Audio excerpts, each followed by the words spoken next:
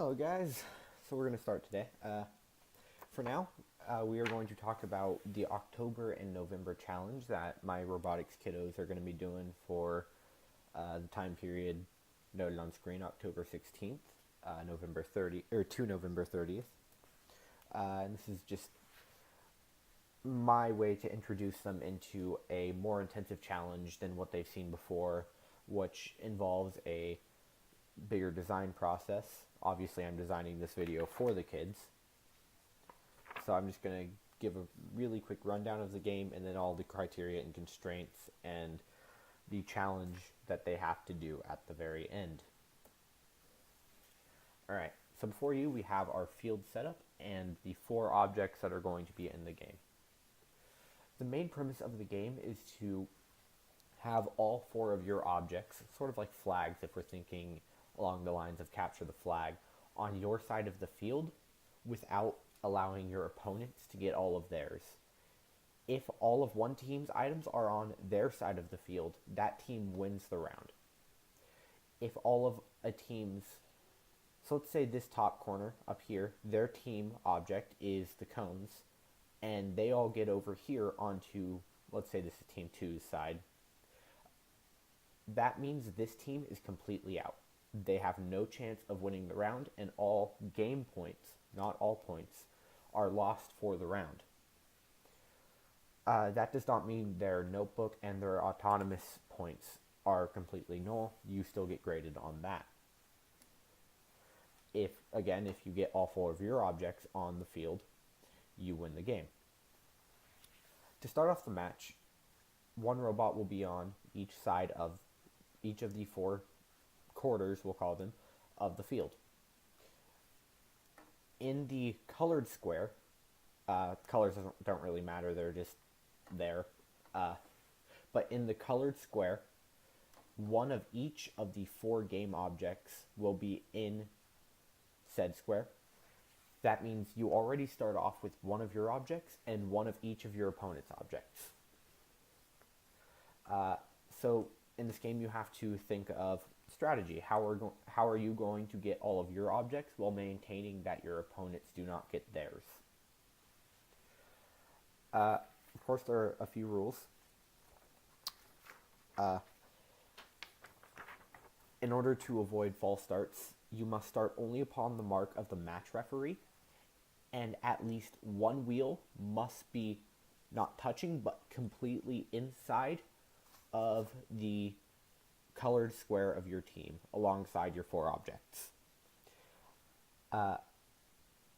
No robot contact will be allowed, and if you do accidentally come into contact with a robot, you will receive a penalty. This isn't a point penalty, but you will have to remain stationary for 15 seconds, and you will lose any object you are carrying, whether it is your own or an opponent's object, to the nearest opponent's side. That doesn't mean if I have team 1 or team 2's object and I'm team 1, if I have team 2's object right here and I touch a robot, it goes to the nearest opponent, not to team 2. So in this case it would go to team 4. 1, 2, 3, 4. You will be given a 15-second penalty for your first offense of this rule. Your second offense of this rule will be another 15 second, and a third offense will result in disqualification. And obviously these offenses are judged, is it your fault or is it an opponent's fault? You won't get a warning if team 2 rams team 1 twice and then team 1 runs into team 3. That's only 1 offense for team 1 and 2 offenses for team 2 for hitting team 1. It's not mutual punishment for the teams that come into contact. Now, if you run head-in or head-on collision, obviously that's a problem, and both teams will have a contact or a penalty for contact. If you do come into, or the third offense of this rule will end up in a disqualification, and your robot will be completely removed from the field. just as if all 4 of your objects had been on an opponent's side. Your robot is completely removed from the field, and the objects in your side of the field are dead objects, so anybody can take them, and your object has no hold on anybody. Each team will be going after each of these 4 objects, so one team will be assigned cones, 1 hex ball, 1 star, and 1 vex ball. I call them round balls just so they don't get confused with the hex ball. And this is to adjust to varying levels of difficulty based on each team.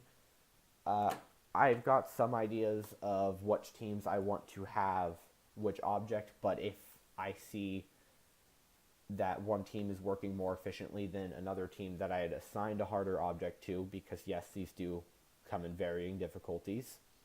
Obviously, picking up a star is going to be more difficult than rolling a ball. I will change that object in the middle of your build phase, so don't get too used to what you're doing. So my point there is to create communication between teams so that you're seeing each other's ideas and learning from what each other are doing without just copying each other, and you each have very different circumstances that you have to work with. Stealing other objects from another team is definitely allowed. It is the purpose of the game. But with that comes guarding. You may guard your own side, and so intentionally block a robot from getting into where your objects should be stored. But this does mean if robot contact happens, it does happen, or if the offending team comes into contact with the defending team, both teams will have a penalty. So guarding is allowed but discouraged. Teaming with another team is allowed. However, you can't, before the match starts, you can't target another team just from personal feelings, or so before the match, team 2 and 3 can't say, oh, hey, let's get team 1 out. Teaming is acceptable in circumstances of team 2 and 3 saying, hey, team 1 has 3 of their objects and team 4 has the 4th. Why don't we work together to remove some of team 1's objects so that they don't win the game, thus bringing the game back to a playable state. You may only carry 1 game object at a time, so team 2 can't bum rush team 4 and steal all 4 of their objects at once. You may only carry 1 at a time. Pushing an object counts as carrying it, so anything in which your robot controls an object, or controlling an object, counts as carrying it.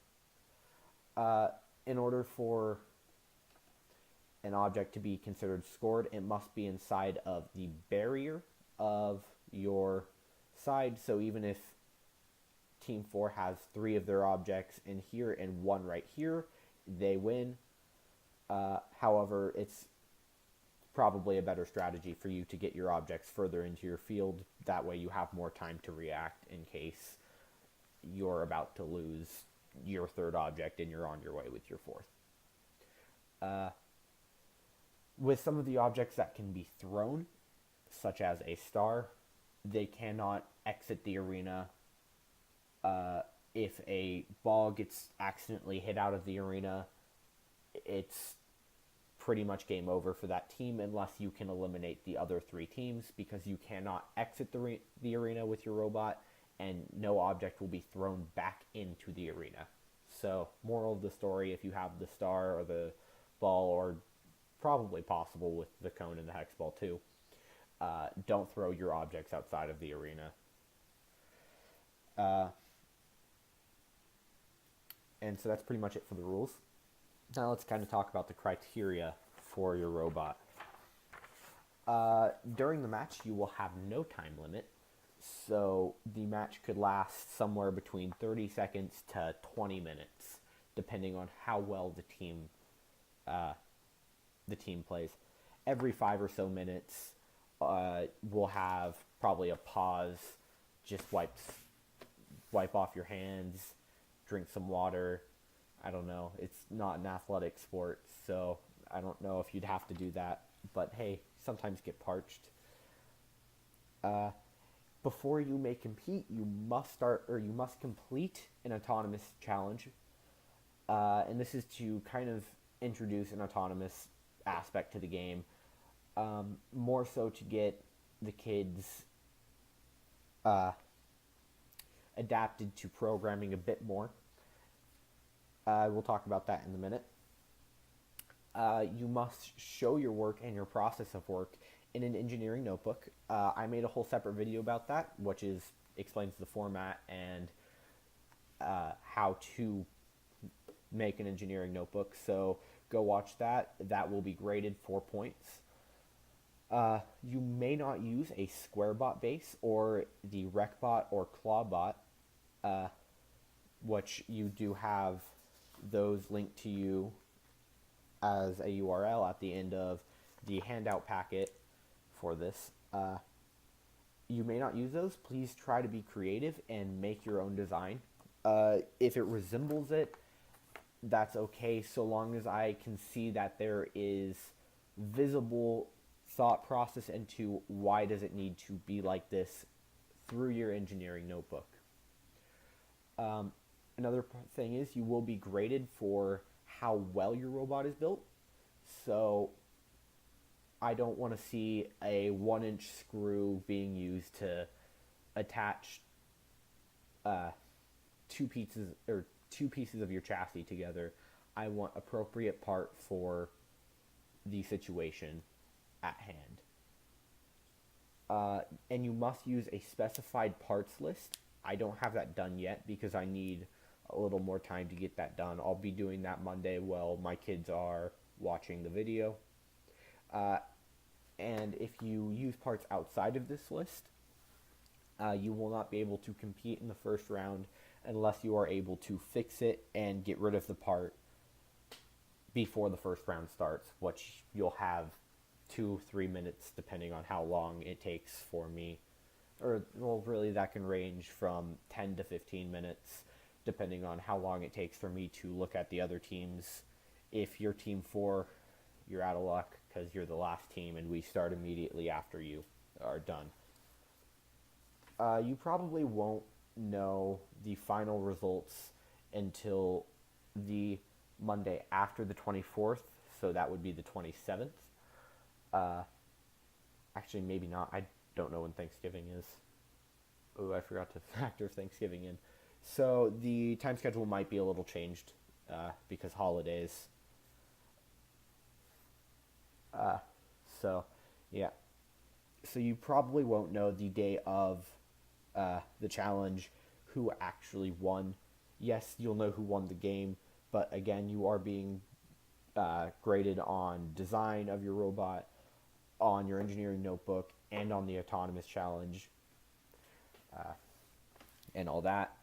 And so even if you win the game, like you win the round, you have all 4 of your objects, that doesn't necessarily mean that you have won the overall thing, because you are graded for how many of your own objects you have on your field. Obviously, you get full points, so I think it's 10 points per your own object. So that's 40 points if you have all 4 of your objects. Plus, you get an extra bonus for winning. And so that's probably going to be like 5 points. So that's 45 points. Let's say this team down here has 3 of their objects. That's 30. And it's 5 points each for each of an opponent's objects. So let's say he had 4, so 2 and 2 of each of another team's objects on his side. He just got equal points for the round, even though he didn't win. So you need to balance how many of your objects you have versus how many of your opponent's objects you have in order to win the game. And obviously you want to score as many points as possible. Another rule I should probably specify, so we're going back to the game rules. If Team 1 has Team 4 completely out, none of the teams may take Team 4's objects out of Team 1's side, and that means Team 1 automatically gets the 20 points for possessing all 4 of Team 4's objects. And this is just kind of a reward for getting another team out, and so kind of an incentive for trying to get another team out. Oh, did not mean to do that. All right, let's talk about the autonomous portion. This is the fun part. The autonomous portion is going to be incredibly simple. What I want you to do is make your robot drive in a square around the inside edge of the arena. So our arena is on a platform, and there's a room. You're not driving around the platform. You are driving from point A to point B to point C to point D, and then back to point A. You must start, or you must end where you started, so no displacement. You don't have to be in the same orientation or anything. You are judged on creativity with your program, so if you're just going to set your motors to run for X amount of time, then stop, then turn, then run for X amount of time, and just have it one string of programming, you're not getting creativity points. I want you guys to try to use some sort of sensor to time how long. Cough, cough, and ultrasonic would be incredibly handy here to time how long you need to set your motors to run, or when you need to stop and turn. I'm going to make a video in a minute about the uses of smart motors, so that should be Easy C tutorial number 4 or 5. I can't remember off the top of my head. That should be incredibly helpful for you as well. And then points will be awarded for neatness and style of your program. So again, did you use a sensor? Are you using proper loops instead of just having the same thing written over again until you complete your action? And the autonomous challenge must be completed prior to the day in which we do the challenge. I'm pretty sure we're going to be doing that November 24th. If that's Thanksgiving, obviously we won't be, and we'll be doing it the following Monday or whenever we get back. It must be completed prior to then. You will not be allowed to show it, or even if you have it done, you will not be allowed to use it the day of, or you may not bring it to me the day of competition. I'm not going to look at it, and you're not going to compete. If 3 teams don't have it, I will be very disappointed in you guys. I'm giving you guys more than enough time for this challenge, because my planning took me all of 2 hours, so it really shouldn't. The building should take a week, and your programming is what I want you guys to focus on the most. I will not be helping you in person. If you have any questions, jot it down for me. I'll make a video just like I've been doing with my EZC tutorials. And I expect you guys to be learning how to program on your own. I'm trying to get you guys to be a bit more independent of... I wrote a little letter to you guys, and I signed it myself, about why I'm giving you so many limitations. This is the kind of challenge you'll see in Skills USA, where you'll have a very definite thing that you need to do in order to compete, such as the autonomous challenge. In last year's, it was you must bring your robot completely built. You must have your plans. And we didn't do that for our competition last year, Nathan and myself. And we ended up, or Corey and myself, I wasn't working with Nathan at the time. And we did not have our robot prepared. And we ended up scrambling last minute to get something usable. And we lost miserably. So I'm trying to avoid that with you guys. I don't know if you guys are going to be competing in a Skills USA competition, that really depends on the advanced engineering classes and what we're doing there. And so I'll be trying to sort that out with them. I'm obviously a part of that group myself, and I'm trying to figure that out for you guys. And if we're doing a Skills USA competition, the winners of this competition will be my first choice for who gets to be on that team. So, another incentive to do well. Try your hardest if you want to compete. I can't guarantee anything, but I'm trying to get you guys a competition kit and a spot in Skills USA. All right. Thanks, guys.